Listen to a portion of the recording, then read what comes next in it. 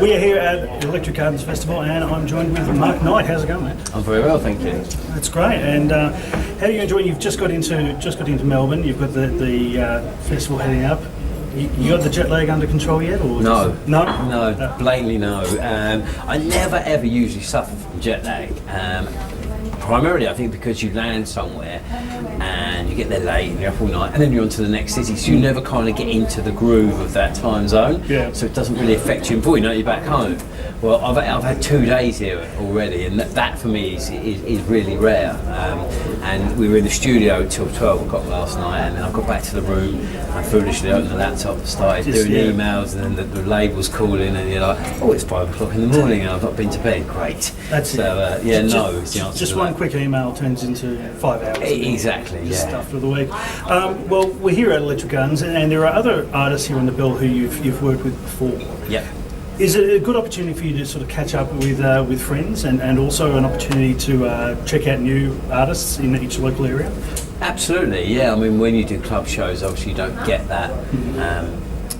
You don't get that opportunity, but when you're at festivals, especially if you come down early, it's nice, you know, it's a different atmosphere, it's more chilled, and you kind of walk around, and it's great to soak up inspiration, because you tend to get caught up in your own bubble to a degree, playing on your own all the time and doing your own shows, so it's nice to go and have a wander around and listen to what other people are doing, other people are playing, you know, get certain records, think, I'm not sure about that, then you hear someone else, but okay, yeah, right, that really works, so, and I love that, and I think I've never, as a DJ, grown out of wanting to find new music and listen to new music. You know, I don't care. I'm on Shazam all day, or I feel no way about going up to it and saying, "Oh, what's this?" You know. So it's a great opportunity for all of that. Yeah, it's great. And then when you've got like smaller artists who are playing these gigs, and then they find out that Mark Knight's digging my music, what's the kind of reaction from them when someone like you approaches them and says, "Hey, your set was great"?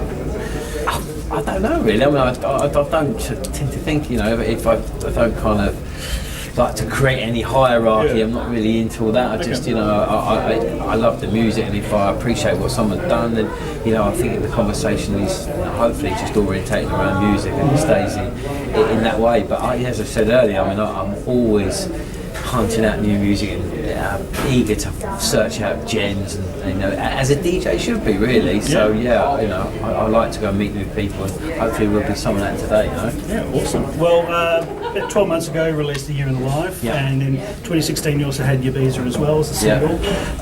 You were talking about. I watched the documentary around A Year in the Life, and you were talking about stripping back your sound, going back to the underground and the more sort of clubby sound. What was it that sort of sparked your interest to want to go back to the early days?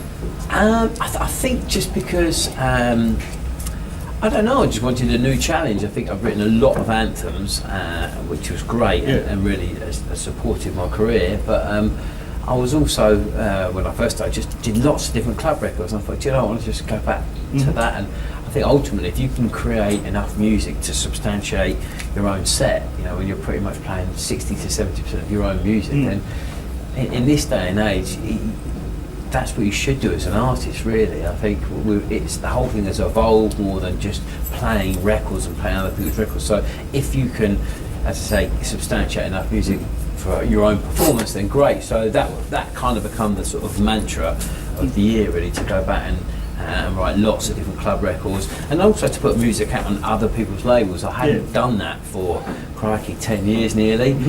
So I wanted to set myself the challenge, you know, to do that as well. And we did one a month across the whole year, and I'm still playing some of them now, which is cool. That's great. Do you find putting yourself out of your comfort zone is key to sort of bringing the best out of yourself? 100%. You know, I think it's very easy to switch on the computer and rehash the same formula, and that's why I do a diverse range of music. I don't just do dance music.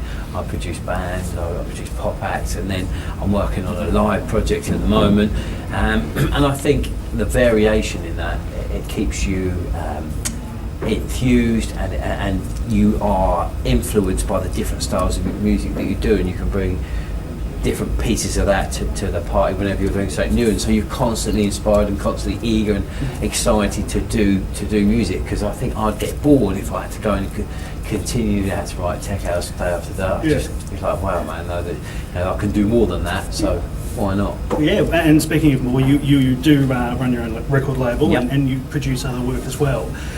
Does that give you a sense of achievement to, I mean, Toolroom Records been around for what, about 15 years, now? yeah, coming up next year, yeah. So the evolution from that, from when it first started, it was mainly just an avenue for you to release your own music. Absolutely, and now yeah. it's grown and you've got other artists on board too.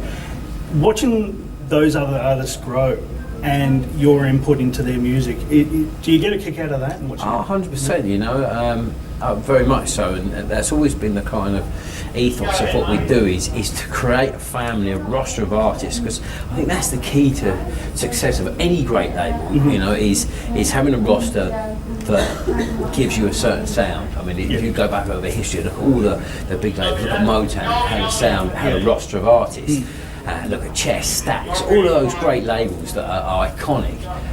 That was very much what they created, a family of artists that work together, and that's what we've always done. We've always had a roster of acts, and we've evolved that even further now. We now have a management company, we manage them, so we're involved in all sort of facets of what they do, and you know, I'm fortunate enough to have 15 years experience, which I can hand down to the guys. And I love to watch their careers grow. I mean, there's one guy we're managing called Asian Hour, and he's something special, really, really special. And we're putting a lot of energy into him, and it's great to see his career blossom. Yeah, see how he evolves over the time. Yeah. Now, speaking with Toolroom Live, you've recently announced that you've got something coming up at Tomorrowland in Belgium. Yeah. So, can you sort of give us a bit of insight into that, or are you not announcing just yet? Do you know what? I think we have announced. I could tell you if I'm totally honest. I think we have announced the lineup. I think I may be wrong. I know myself and Umek definitely have been announced. But it's a real honour to be part of such a brilliant festival. It's the first time we've done it as a label. So yeah, really, really looking forward to it. And again, it's going to be a great platform for some of the newer talent that we've got playing to play on such a big stage. Well, looking forward to it, and also looking forward to your performance later today. Thank you. Mark Knight, thanks for having a chat. Thanks very much. Thank you. Cheers.